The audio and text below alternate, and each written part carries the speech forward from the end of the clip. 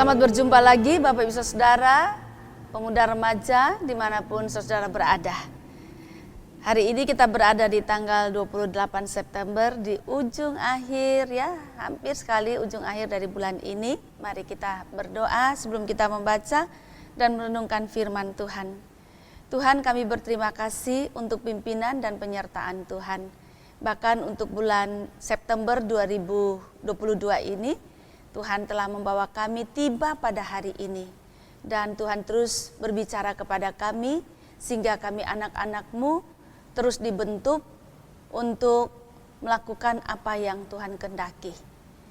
Terima kasih, biarlah melalui firman ini kami mengerti akan kehendak Tuhan, dan kami juga terus dibentuk untuk menjadi umat-Mu yang setia. Di dalam nama Tuhan Yesus kami berdoa, amin.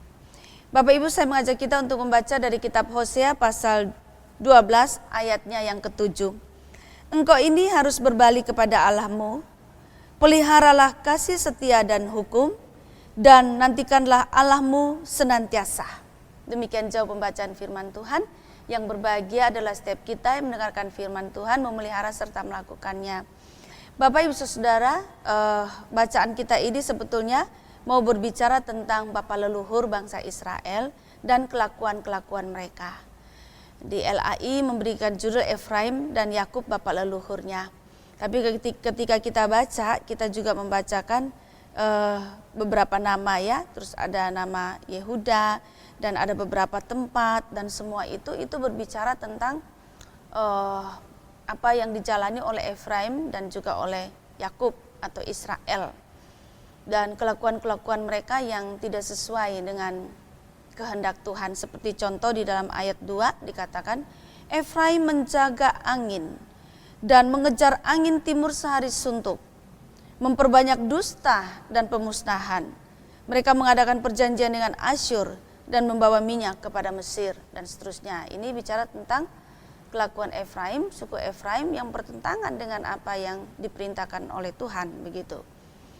Seperti memperbanyak dusta, memperbanyak pemusnahan, lalu sudah dibilang jangan kerjasama dengan Asyur, jangan kerjasama dengan Mesir, mereka tetap kerjasama dengan Asyur dan Mesir, akhirnya mengandalkan kekuatan bangsa-bangsa ini. Nah, ini Tuhan marah. Namun bagaimana kita lihat reaksi Tuhan? Selalu terharu ya Bapak Ibu Saudara. Bapak Ibu kalau baca kisah umat Tuhan dalam relasi dengan Tuhan yang diwakili salah satunya oleh suku-suku Israel ini, itu sebetulnya menyakitkan. Ya, tetapi Tuhan itu senantiasa baik gitu.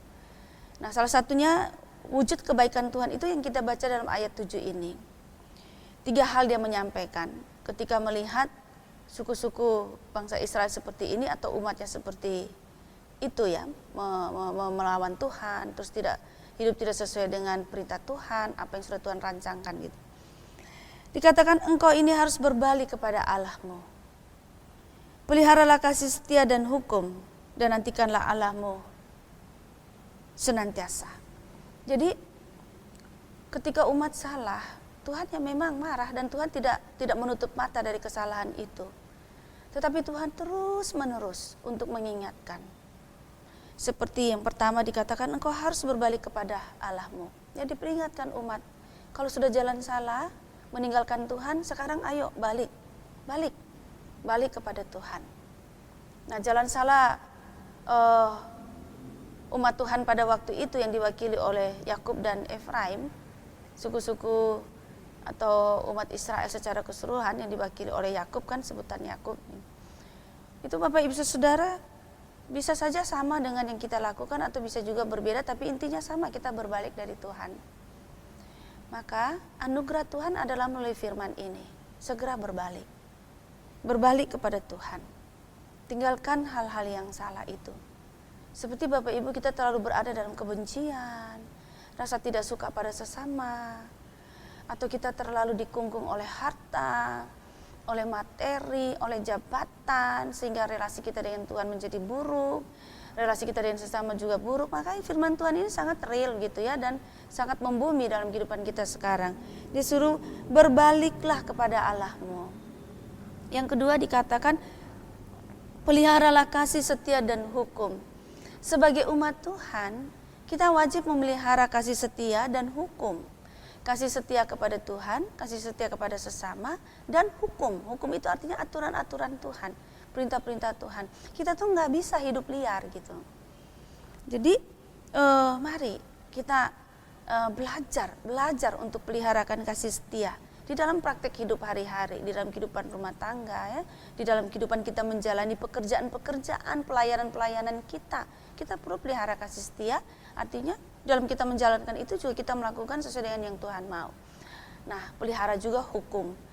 Kita bersyukur negara kita ada hukum.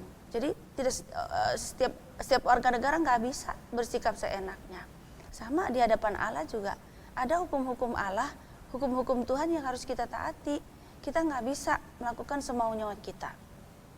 Dan yang ketiga dikatakan, nantikanlah Allahmu senantiasa. Artinya, apa sih menantikan Allahmu senantiasa? Menarik banget Bapak Ibu. Hidup kita ini bukan hidup untuk diri kita sendiri. Karena Tuhan punya tujuan, Tuhan yang menciptakan kita, Tuhan yang melahirkan kita. Maka di dalam segala situasi, dalam segala hal, di dalam hidup kita ini, kita perlu tuh menantikan Tuhan. Di sini pakai kata senantiasa, berarti selalu dalam hal apapun. Keputusan-keputusan yang akan kita buat, ya. Terus jika ada persoalan-persoalan, lalu kita menanggapi persoalan-persoalan itu, kita menantikan Tuhan. Menantikan Tuhan artinya melibatkan Tuhan dan tunggu, betul-betul berharap Tuhan. Ada kasus seperti ini nih, saya harus bersikap bagaimana? Apa kehendak Tuhan? Tuhan mau bagaimana? Nah, saya menerjemahkan atau menafsirkan menantikan Tuhan itu seperti itu. Kita melibatkan Tuhan. Kita bertanya kepada Tuhan.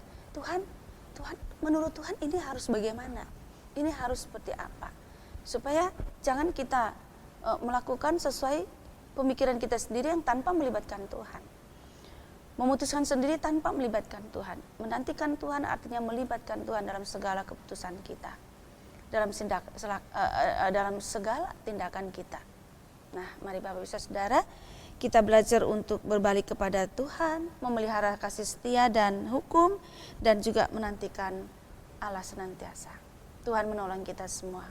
Amin. Mari kita berdoa.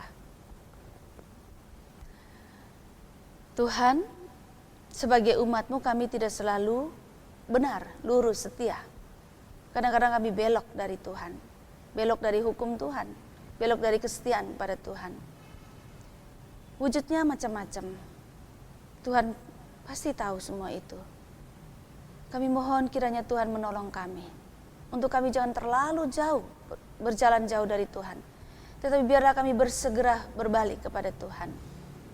Lalu kami belajar setia kepada Tuhan, belajar kasih dan setia kepada sesama juga, dan setia pada hukum-hukum Tuhan. Peraturan-peraturan Tuhan, ajaran-ajaran Tuhan, ajaran kasih kepada Allah, ajaran kasih kepada sesama itu kami pelihara dengan baik. Dan juga Tuhan tolong supaya kami ini mau melibatkan Tuhan dalam segala hal. Menanti-nantikan Tuhan, betul-betul menghadapi dan memutuskan serta bertindak. Tidak berdasarkan pikiran kami sendiri, apalagi perasaan kami sendiri. Tetapi justru menanti-nantikan Tuhan, artinya melibatkan Tuhan senantiasa. Terima kasih dalam nama Tuhan Yesus kami berdoa.